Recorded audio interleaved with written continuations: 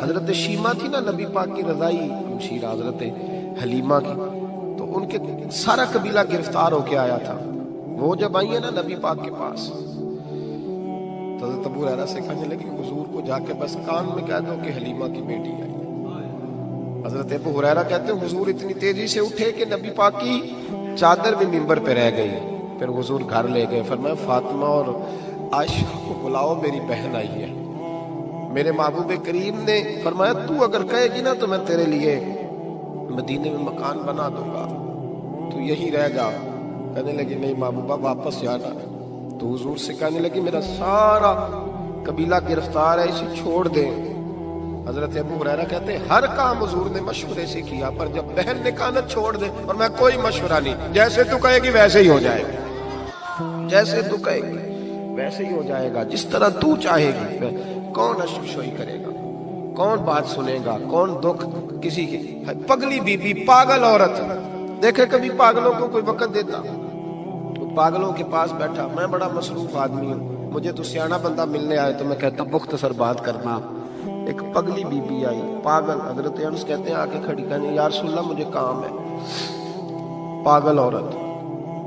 نبی کریم صلی اللہ تعالی علیہ وسلم نے کہا کیا کام ہے؟ تو اس کے محلے کے لوگ کھڑے ہو گئے، کہنے لگے حضور چھوڑیں یہ تو دیوانی ہے، ایسی باتیں کرتی رہتی ہے. جناب انس بن مالک فرماتے ہیں حضور ناراض ہوئے، فرمایا تم سے بات کر رہی ہے کہ مجھ سے کر رہی ہے؟ کرنے دو باتیں. کیا بات ہے بتا؟ کہنے لگے حضور یہاں نہیں کرنی، میرے ساتھ آئے. نبی کریم اس کے پیچھے پیچھے چلنے لگے. جناب انس فرماتے کہ صحرا میں لے گئی، نبی پاک ریت پہ بیٹھ گئے، سامنے بیٹھ گئی. کہنے لگی حضور بچوں کو منع کریں، مجھے روڑے مارتے.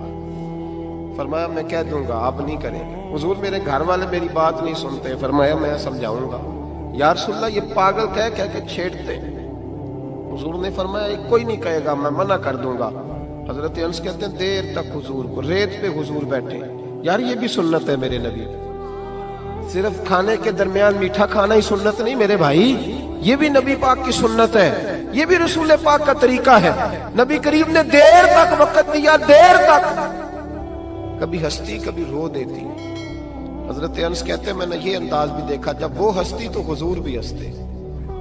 کبھی کو پاگل کے غم سن کے بھی رویا. لیکن ایسا کوئی محبوب کہیں ہوگا نہ کہیں ہے، بیٹھا ہے چٹائی پہ مگر عرش نشیں ہے. میرے محبوب نے کھول کے باتیں سنی، کھول کے اپنی مرضی سے. کہنے لگی محبوبہ میں تھک گئی ہوں، اب آپ جائیں. حضور میں تھک گئی ہوں، آپ جائیں.